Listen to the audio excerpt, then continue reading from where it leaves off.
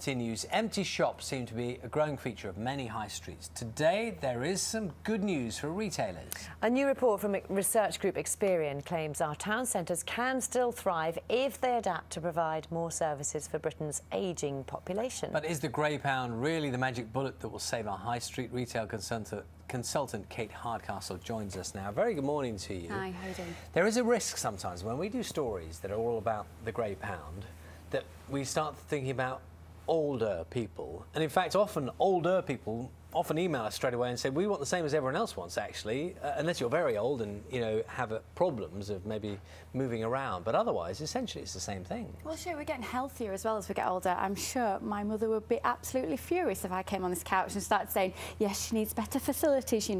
What we're looking at in this report with the grey market is only part of it, and the rest of it actually talks about something I've been saying for a long time, which I'm quite pleased about. We need to start getting this message out there. Towns and cities have to evolve. They just have to. They can't become retail centres anymore. They have to become community centres. So that means all of the people who are working in town centre planning, I was sat yesterday in a meeting about this, have to start thinking about that area of something that embraces its theatres, its cinemas, its community, places to meet for a coffee. It isn't just about the old standard grid of a retail area, and therefore what they're saying is people of 50, 60, 70 would like to come in that area and socialise, and they need better facilities to do it, and absolutely they do, but the same facilities I would need as the mum of a 3-year-old little girl. So, what we've got to do is start thinking about these areas differently. It isn't that the retail shopping centres and town centres are ghost towns. Those media messages are scaring people and putting people off. It's just that, like everything, with the involvement of the internet, with the involvement of retail theatre, which is the excitement of the area,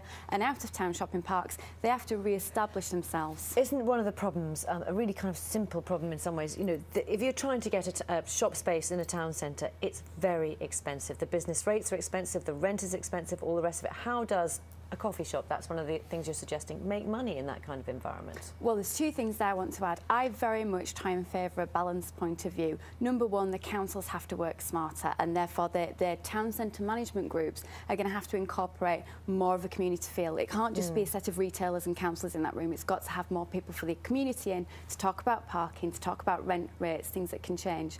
But what I will add is, as someone who does a lot of customer service work, our customer service is still very poor within the UK. Half of people still feel it's not as good as it should be, and the retailers themselves and coffee shops themselves are going to have to start working out what's their offer, how can they do things differently, and how can they provide better service too. So there are improvements that can be made straight away today to help these centres, to help people what we call dwell but stay longer basically in them, and to use them differently. We're often told that retail businesses pander too much to the younger market.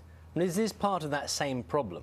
Because there is a perception, certainly in advertising, for example, that everything's geared towards the younger buyers, and in fact there's a different market altogether that's not catered for. So is this part of that problem? I even dare to say that perhaps people don't really know exactly what to do anymore with retail, but I can reassure people the future is about community.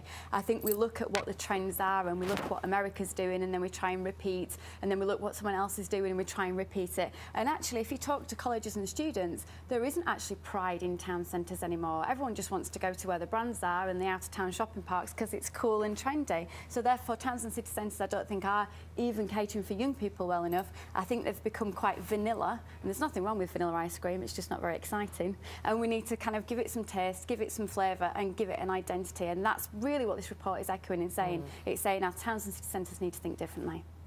It's interesting. Let us know your thoughts this morning. Thank you very much for your time. Thank you. Let's see, 9:40.